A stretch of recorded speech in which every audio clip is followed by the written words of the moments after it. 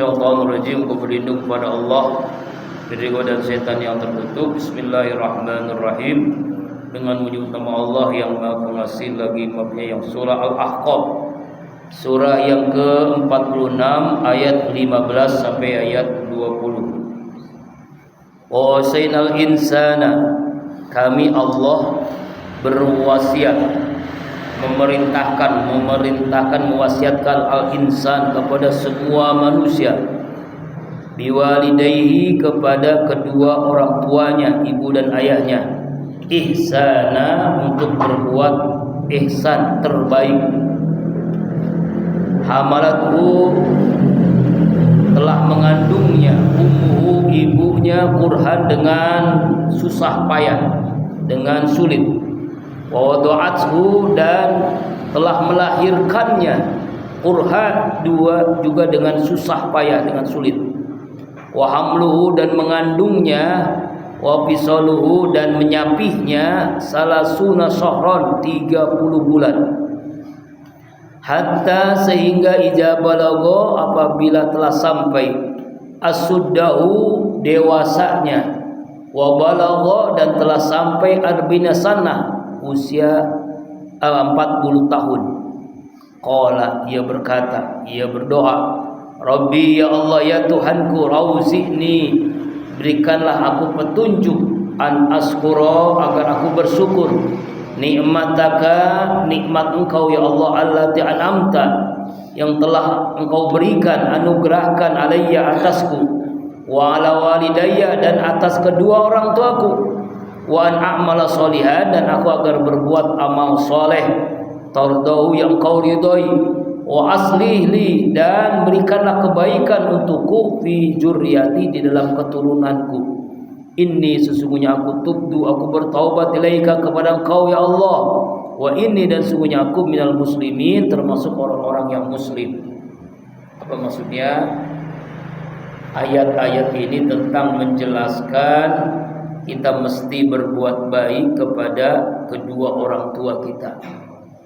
Ini uniknya, menariknya, kalimatnya ada wawasanal insan, bukan wawasanal muslim, bukan wawasanal mukmin, bukan, tapi wawasanal insan. Allah telah berwasiat kepada seluruh manusia, yang muslim, yang mukmin, yang munafik, yang kafir, siapapun yang namanya manusia, al-insan, biwalidayhi kepada kedua orang tuanya, ibu dan ayahnya, ihsana untuk berbuat terbaik. Hasan itu baik, ihsan terbaik. Jadi Allah memerintahkan kita untuk berbuat terbaik kepada kedua orang tua kita. Ayat sebelumnya, munasabah ayat, memerintahkan tentang istiqomah dalam akidah, ibadah dan akhlak.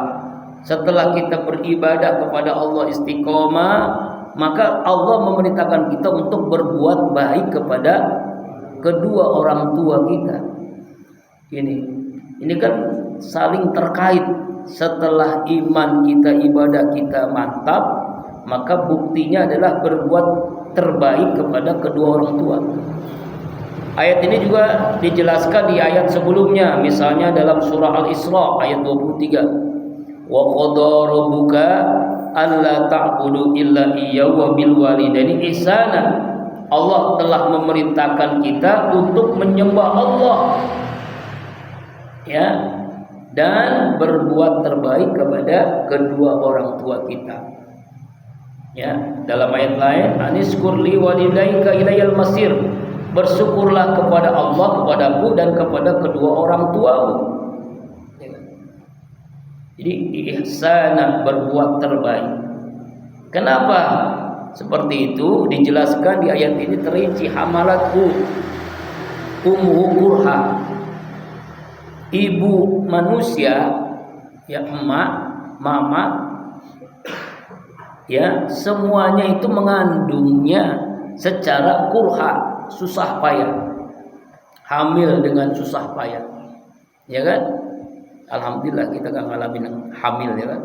Ibu-ibu semuanya kan, istri kita, ibu kita hamilin kita dengan susah payah, berat, dibawa-bawa kemana-mana, ke pasar dibawa, kondangan di bawah, 2 kilo itu dibawa kemana-mana Pak, tidur di bawah, mandi di bawah, nggak pernah ditinggalin, ya kan?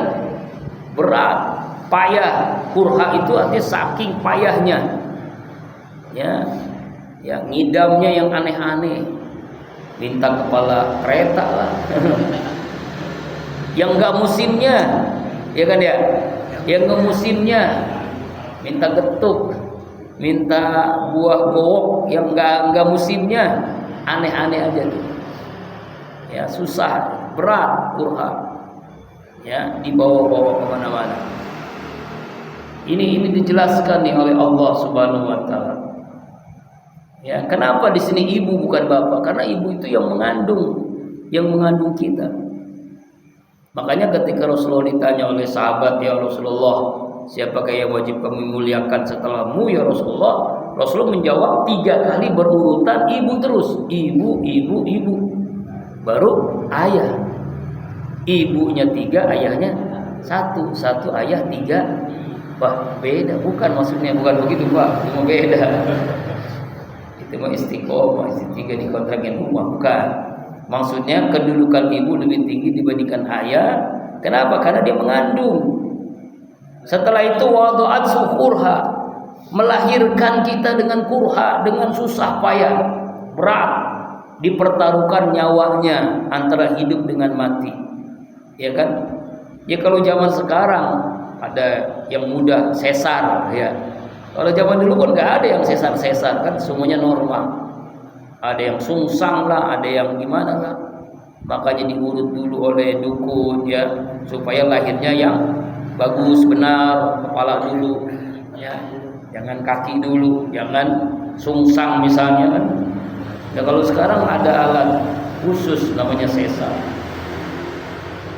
Itu sangat payah, sangat berat, melahirkan, dipertaruhkan nyawanya.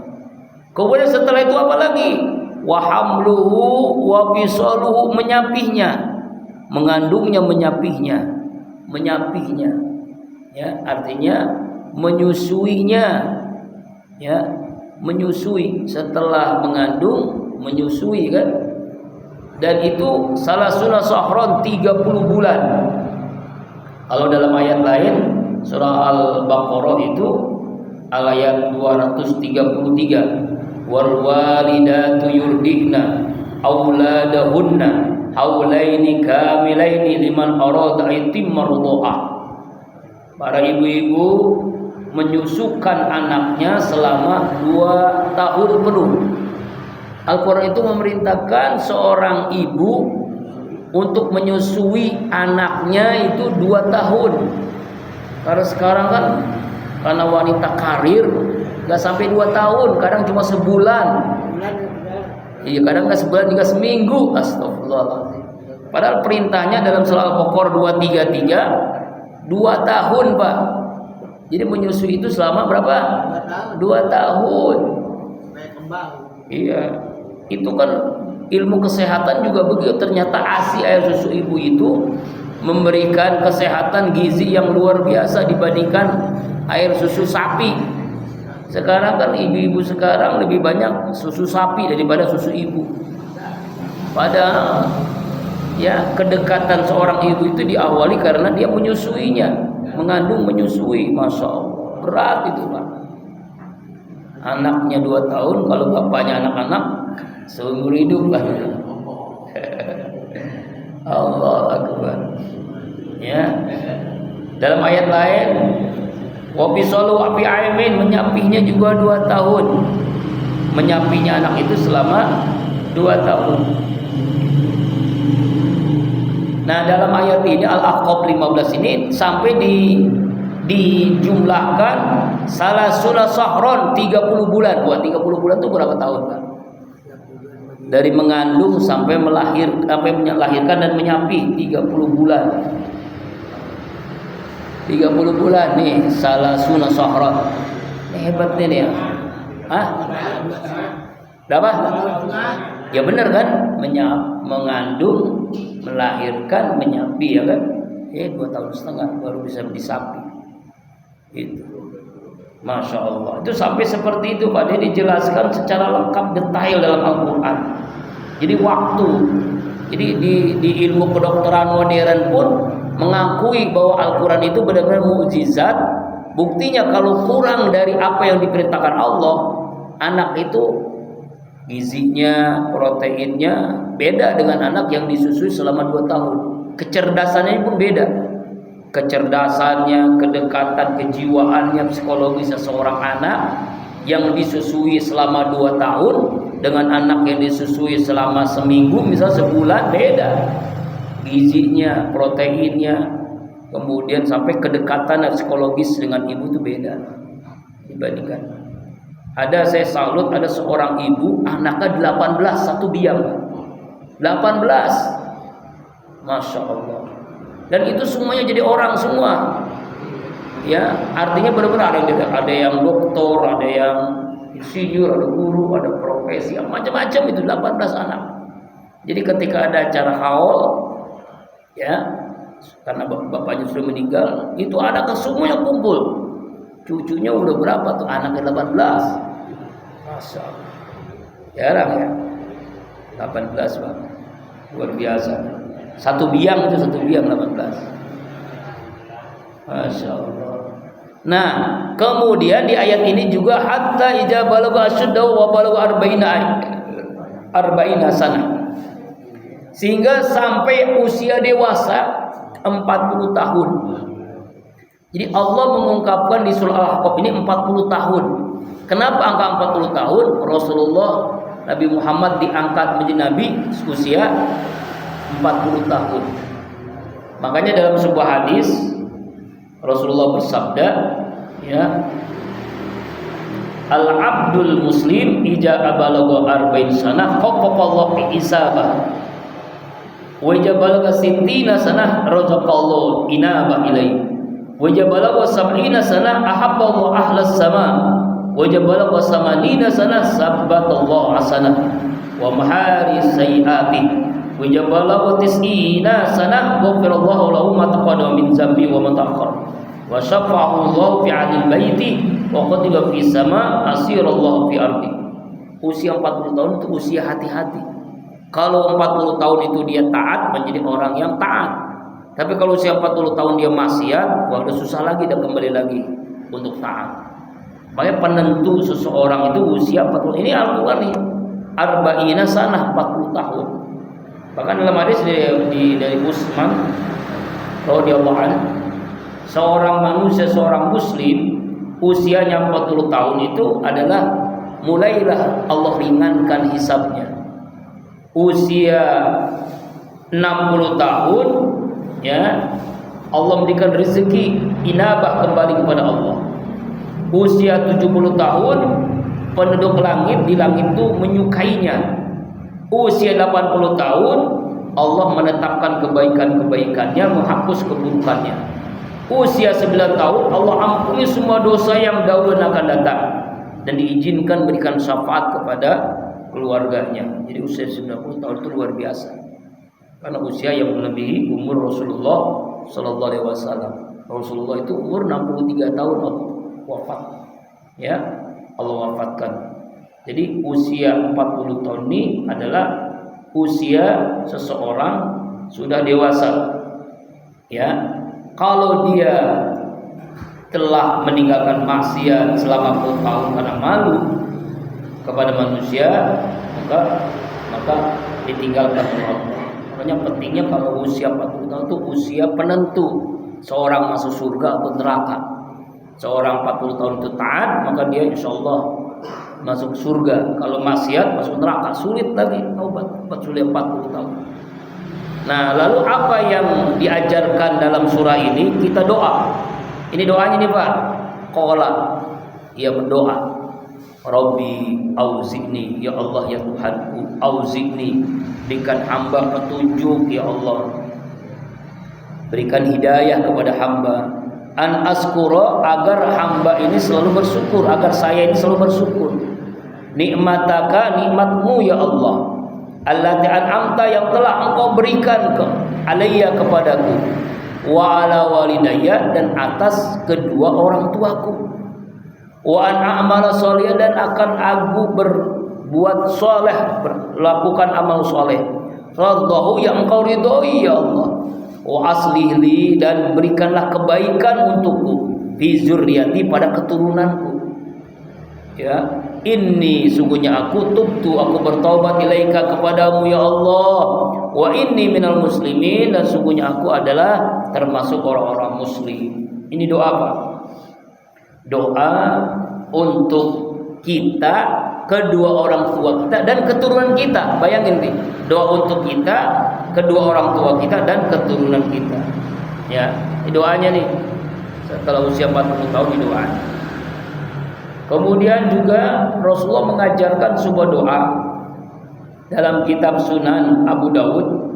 Allahumma alif baina qulubina wa aslih jata bainina wahdina subul salam wa najina minaz zulumati lan nur wa jannibna qawahis ma zahara minna wa ma batan wa barik lana fi asma'ina wa absarina wa qulubana wa azwajina wa dzurriyyatina wa tub alaina innaka antat tawwabur rahim waj'alna syakirin li ni'matika musnimina biha wa qabiliha wa atmimha alaina. Ini menunjukkan doa yang diajarkan Allah. Rasulullah pun menambahkan doa ini.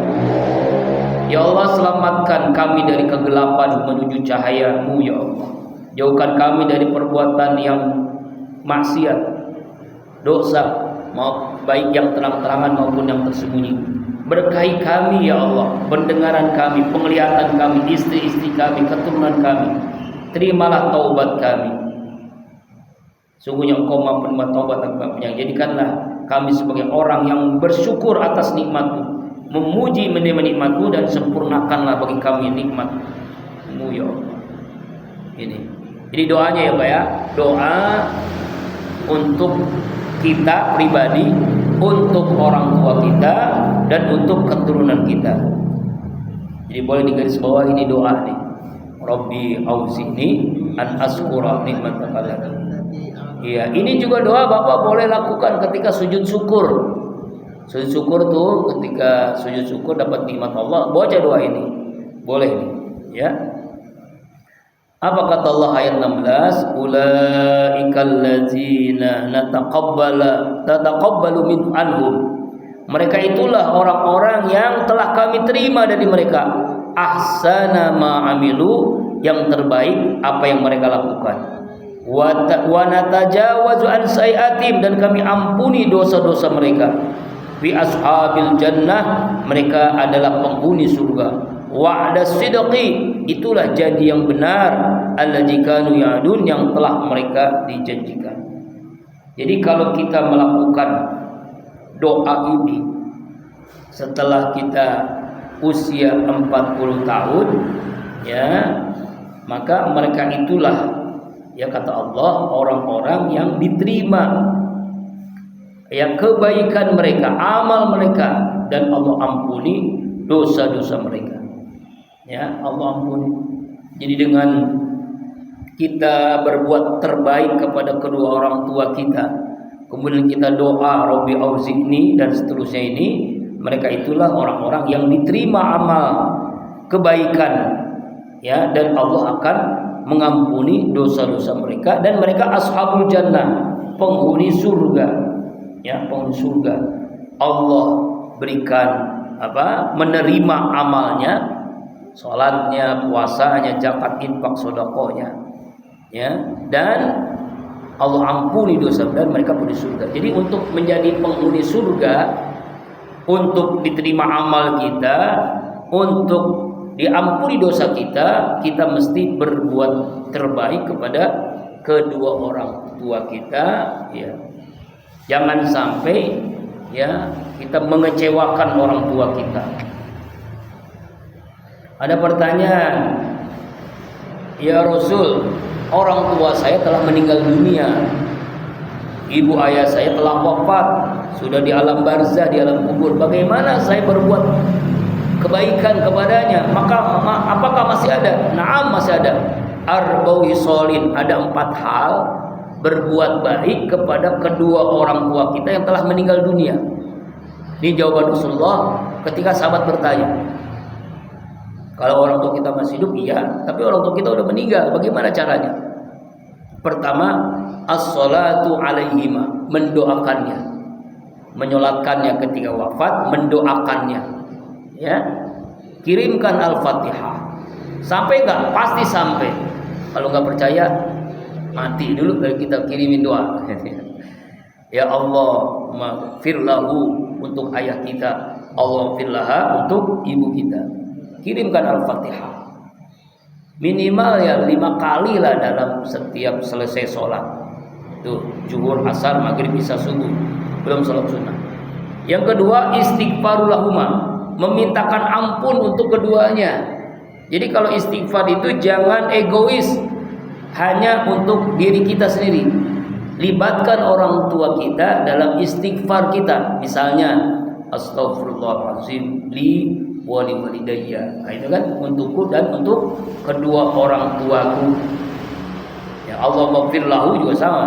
Ya, ampuni dosa ayahku, Allah maghfir laha, ampuni dosa ibuku. Yang ketiga, cara berbakti kepada kedua orang tua yang telah meninggal dunia adalah kalau dia berwasiat, tunaikan wasiatnya. Kalau dia punya hutang, lunaskan hutangnya. Ya, kalau dia punya wasiat misalnya, nah tanah ini ya wakaf untuk jalanan, wakaf untuk masjid, untuk musola, untuk pesantren, itu wasiatnya mesti ditunaikan, jangan dilanggar. Karena ada orang yang melanggar wasiat orang tua, karena orang tuanya nggak mencatat, ya kan? Emang nggak bisa kan? Coba ngomongnya pernah ngomong, harus ingat tuh omongan wasiat orang tua. Kalau nggak ditunaikan, hidup nggak akan berkah. Kan banyak kan? Ada orang yang telah mewakafkan tanah untuk masjid, masjidnya dijual. Ada itu kan? Jual apa? Tanah untuk jalanan, tanah jalanan dijual juga. Jadi hidupnya nggak berkah kan? Ya, padahal udah wasiat, ini tanah ini buat jalanan, buat orang umum, malah dijual. Astagfirullahaladzim. Nah, ada kan ya? Kalau punya hutang lunaskan. Sebab Rasulullah itu pernah menyolatkan jenazah, lalu jenazah ini banyak hutang. Keluar, dia nggak sanggup, ya Rasul, kami nggak sanggup. Rasulullah luar biasa. Hai para sahabat, siapa yang ingin masuk surga? Pahalanya lebih daripada pahala jihad, dari pahala sedekah. Apa itu? Nih, melunasi hutang mayit ini. Akhir berlomba-lomba tuh sahabat tuh. Saya Rasul, saya sekian, saya Rasul sekian. Akhir hutang lunas, baru Rasulullah menyolatkan. Hati-hati nih. Hutang di warung, hutang kondangan, hutang macam-macam itu kan. Jangan sampai orang tua kita sulit masuk surga karena hutangnya belum dilunasi oleh anak-anaknya. Itu hati-hati. Ya, wasiat ditunaikan, hutang dilunaskan. Misalnya orang tua wasiat sebelum mati, nah itu toko ya ruko jangan dijual, nah. Kenapa? Punya Cina.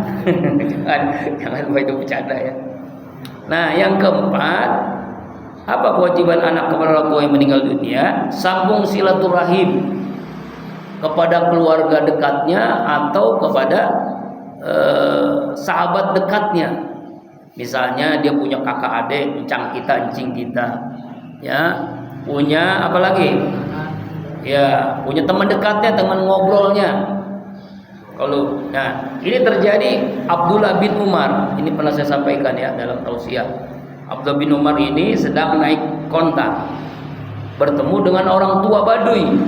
Dia turun dari onta, cium tangan orang itu, lalu sorban yang dia bawa dia kasih, onta yang dia bawa dia kasih. Temannya ngomong, "Hai Abdullah, ente baik banget. Baru ketemu orang tua kok langsung berbuat baik, ya, mengucapkan salam, sorban yang bagus kamu berikan, onta yang mahal kamu berikan. Ada apa dengan orang tua?" "Hei sahabatku, orang tua ini bukan sembarang orang tua. Ini sahabat dekat teman ayahku. Dan Rasulullah bersabda, cara berbakti kepada orang tua meninggal dunia, sambung silaturahim. Saya menyambung silaturahim, saya salaman. Ya, gimana kabarnya?" Dan lalu berikan hadiah. Yang saya punya apa tuh? Sorban. Yang saya punya onta, ya saya kasih dia. Jadi kalau bapak punya teman orang tua bapak gitu ya, lagi bawa motor, kasih itu. Lagi megang handphone, kasih. Insya Allah orang itu senang.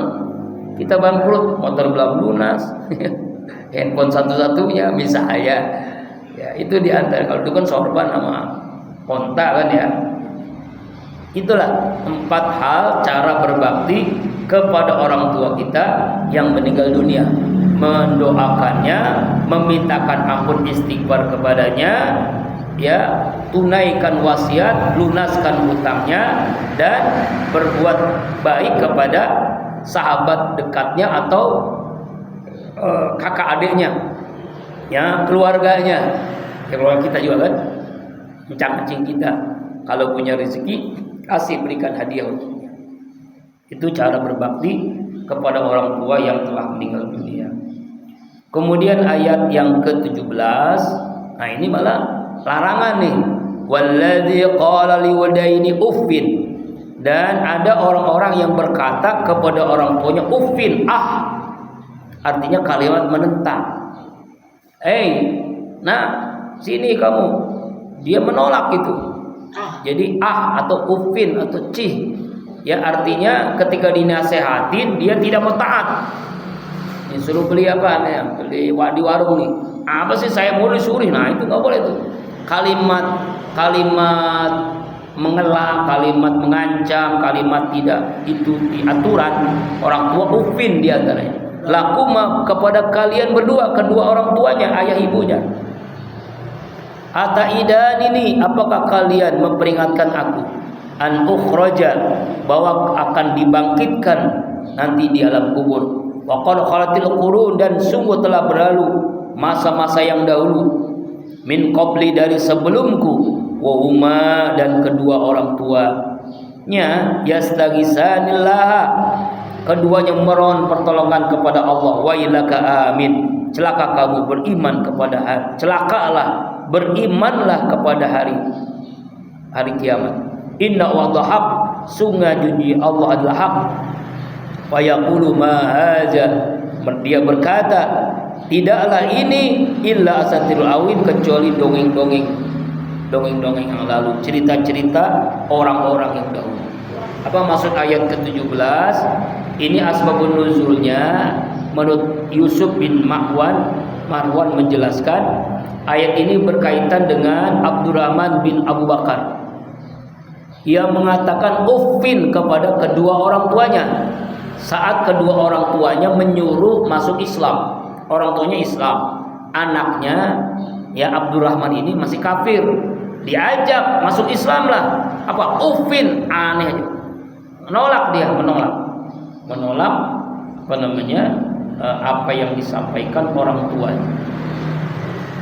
Itu ya. Jadi hati-hati ya, Pak. Jadi ada orang yang melakukan begitu. Nah, sekarang kan ada orang tuanya dimasukin panti jompo, ada orang tuanya nauzubillah ditendang, diusir, dipukul. Ada tuh video media sosial tuh, ada yang orang tuanya dipukul, diusir karena dia nggak dibeliin motor, dia nggak dibeliin handphone. Hanya karena handphone, karena motor, orang tuanya dizolimi, disakiti, diusir. Bahkan ya ketika masuk pengadilan, Pak, ya Allah, ya karena dia dapat tata warisannya dikit, dia mengajukan kepada kedua orang tuanya mau dihukum oleh anaknya sendiri. Astagfirullah, ini udah durhaka banget ini. Ya, tidak mau memberikan kasih sayang kepada kedua orang tuanya. Bahkan sampai ada yang dimasukin ke panti jompo, ya Allah. Ya kan ada tuh kalau di Jepang tuh begitu, Pak, orang-orang tua itu malah diusir, ditaruh di hutan. Ya Allah, nggak mau diurus sampai begitu, Pak. Yang uzubillah, itu kejahatan yang tidak orang, ya begitu emang agamanya, agama aneh gitu kan, ya begitu akhirnya. Inilah pentingnya kita berbuat terbaik kepada kedua orang tua kita. Jadi kalau misalnya ada masalah rezeki mampet, hutang nggak lunas-lunas, coba periksa diri kita.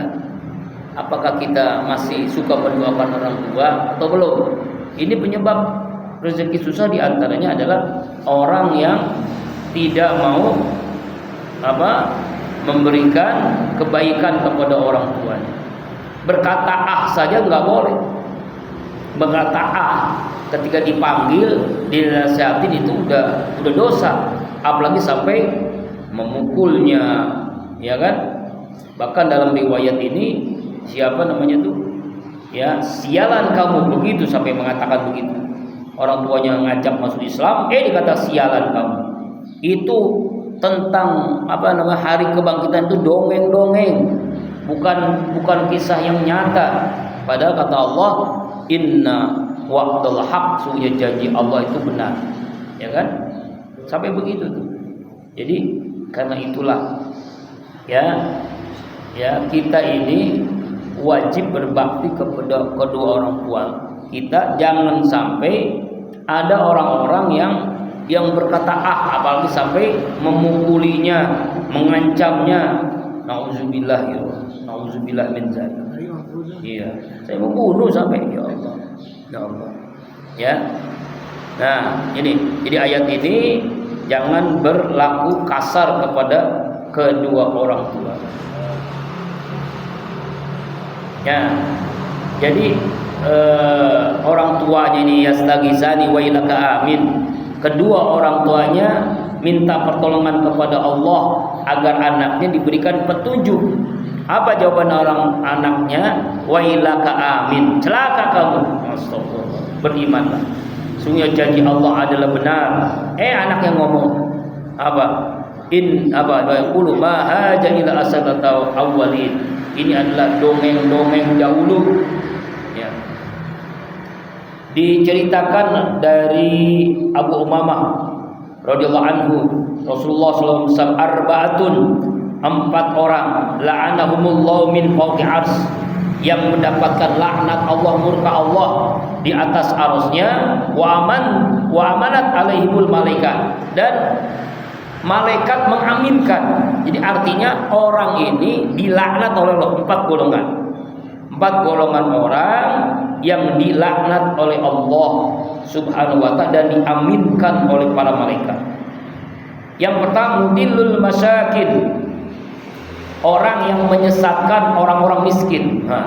Jadi dulu ada orang kaya, ya, orang kaya sombong, jadi mengatakan orang miskin itu orang yang sesat. Alhamdulillah, ya kan? Ya, orang yang miskin adalah orang yang sesat. Begitu. Nah, itu adalah diceritakan Khalid, yang dimaksud adalah orang yang melambaikan tangannya kepada orang miskin. Kemari kamu, aku akan kasih rezeki. Ketika orang miskin datang, aku tidak punya sesuatu yang akan kuberikan kepadamu. Jadi dia cuma yang ledek lah, menghina. Sini. Setelah datang nggak dikasih apa-apa, ya, itu mengedek. Itu termasuk orang yang dilaknat oleh Allah. Dikumpulin ya, kalau mesti kumpulin tapi nggak dikasih apa-apa. Hati-hati itu. Kemudian yang kedua adalah ya. Yang kedua, orang yang mengatakan kepada seseorang, nih ya, orang yang mengatakan kepada seseorang, apa kata-kata orang ini? Ya, bekerjalah kalian. Padahal ia tidak punya sesuatu untuk membayarnya. Kerja kalian. Ya, dipanggil seorang pembantu misalnya, suruh kerja di rumahnya. Padahal dia nggak punya uang untuk bayarnya. Nah, itu juga termasuk orang yang dilaknat oleh Allah. Jadi disia-siakan, dizolimi. Kemudian yang berikutnya, orang-orang ditanya oleh seorang laki-laki tentang rumah suatu kaum, lalu mereka menunjukkan kepada rumah yang lain. Nah, ini mengatakan hal yang lain. Dia nanya nih, rumah si Anus di mana? Dia tahu tapi dia belokin, di sana rumahnya. Nah, itu namanya alamat palsu. Yang mengirimkan alamat palsu itu mendapatkan laknat Allah. Yang keempat, orang yang yadribul walidaini, memukul kedua orang tuanya. Sampai hatta yastaghizani, sampai orang tuanya minta tolong. Nah, ini juga apalagi nih, orang tuanya dipukul, Pak. Ya kan ada tuh banyak zaman sekarang, akhir zaman orang tadi dipukul. Ini orang yang dapat laknat Allah, murka Allah, dan diaminkan oleh para malaikat. Jadi ada 4 orang yang mendapatkan murka Allah.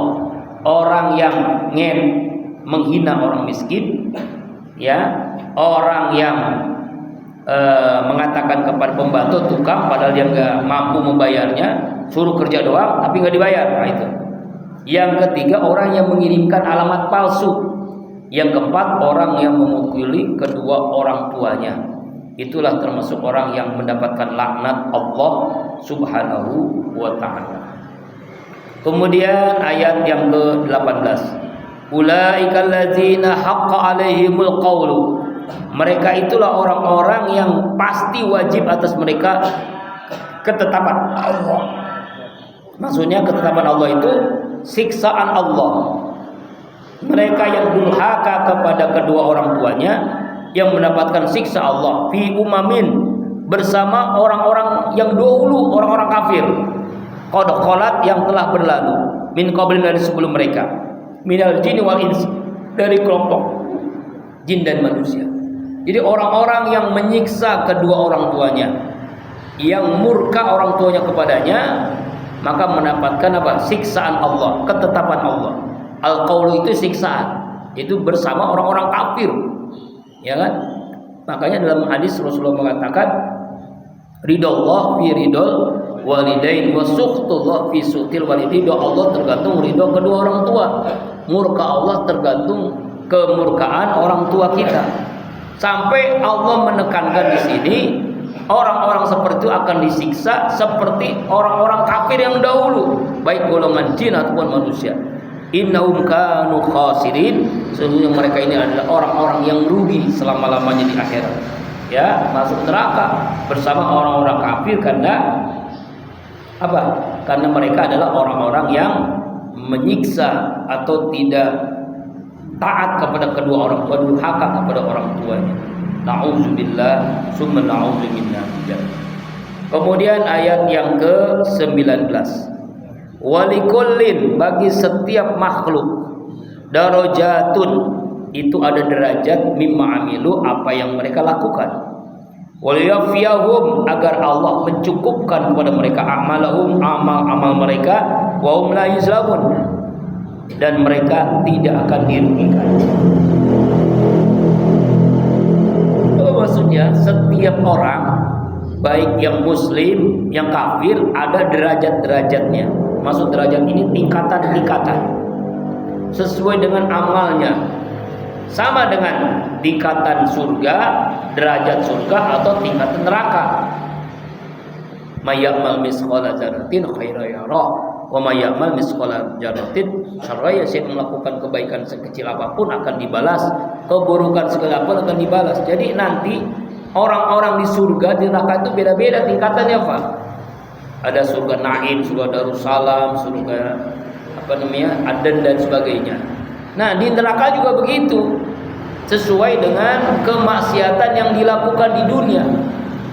Ada orang yang zina, ada yang mabuk, ada yang korupsi, ya, disiksa nanti sesuai dengan derajat siksaannya. Kayak di dunia lah, ada yang dihukum 5 tahun penjara, 10 tahun penjara, ya. Belum lama, sebulan yang lalu, saya tausiah di LP, Lembaga Pemasyarakatan Penjara, Pak. Ya Allah, ada yang dihukum 10 tahun, 20 tahun. Tapi orang-orang di LP yang di masjid itu, Masya Allah, tekunnya luar biasa. Alhamdulillah Ustaz, di sini saya bisa hafal Quran, ada yang 25 juz. Ya itulah hikmahnya. Kalau nggak di sini, kalau nggak di penjara, boro-boro ngapal Quran mah, ya. Itu hikmahnya, Masya Allah.